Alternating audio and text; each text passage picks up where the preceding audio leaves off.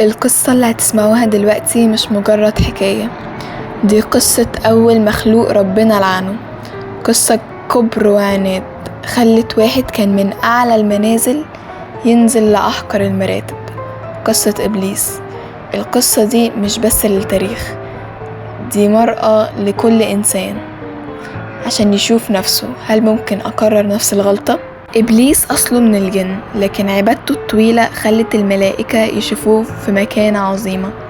بعض المفسرين بيقولوا كان اسمه قبل اللعنة عزازيل، وكان من أعبد الجن.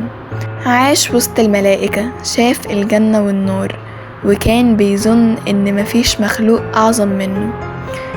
وفي قصة جانبية كده يحكى إن إبليس كان لما يشوف الملائكة ساجدين أو راكعين يشاركهم بجد واجتهاد، لكنه كان بيعبد بعقل مغرور مش بقلب متواضع.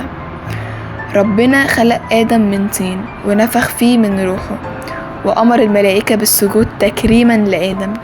الملائكة سجدوا فورا إلا إبليس. قال إيه بقى؟ أنا خير منه، خلقتني من نار وخلقته من طين. دي كانت أول مقارنة باطلة في التاريخ. إبليس قارن مادة الخلق ونسى إن الكرامة بالطاعة مش بالأصل. ربنا قاله فأخرج منها فإنك رجيم، إن عليك لعنتي إلى يوم الدين. كل عبادته راحت، كل مكانته ضاعت، بقى ملعون ومطرود من رحمة ربنا. في بعض التفاسير يذكر إن إبليس عبد ربنا 6000 سنة، لكن كل ده ضاع في لحظة غرور. تخيل 6000 سنة مقابل كلمة أنا خير منه. إبليس بدل ما يندم قرر يتحدى، قال لأغوينهم أجمعين إلا عبادك منهم المخلصين. إبليس بدأ من هنا حربه الأبدية ضد البني آدمين. في تفسير إبليس قال لربنا وعزتك لأضلنهم، ورد ربنا قال وعزتي وجلالي لأغفرن لهم ما استغفروني. يعني المعركة أبدية بين غواية إبليس ورحمة ربنا. النبي صلى الله عليه وسلم قال إيه؟ إن الشيطان يجري من ابن آدم مجرى الدم.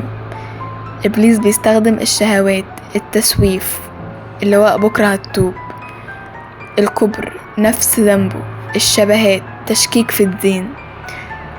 في قصة سيدنا آدم وحواء في الجنة، إبليس قال لهم ما نهاكما ربكما عن هذه الشجرة إلا أن تكونا ملكين أو تكونا من الخالدين. ضحك عليهم بنفس الطريقة اللي بيضحك بيها علينا النهاردة، يزين المعصية. إبليس طلب من ربنا يمهله، قال انظرني إلى يوم يبعثون. ربنا قال له إنك من المنذرين إلى يوم الوقت المعلوم. النهاية محسومة بقى، لأملأن جهنم منك وممن تبعك منهم أجمعين.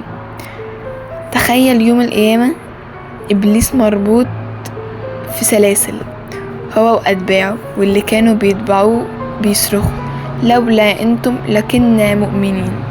هو يقول ما أنا بمصرخكم وما أنتم بمصرخي. الكبر بيدمر.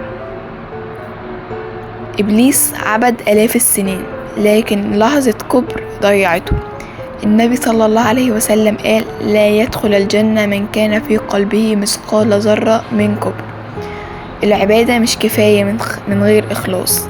ممكن تعبد ربنا سنين، بس لو قلبك فيه غرور تنتهي زي إبليس. عداوة إبليس لينا مستمر. ربنا قال إن الشيطان لكم عدو فاتخذوه عدوا. لازم ناخده كعدو حقيقي، مش نتساهل مع وسوسته.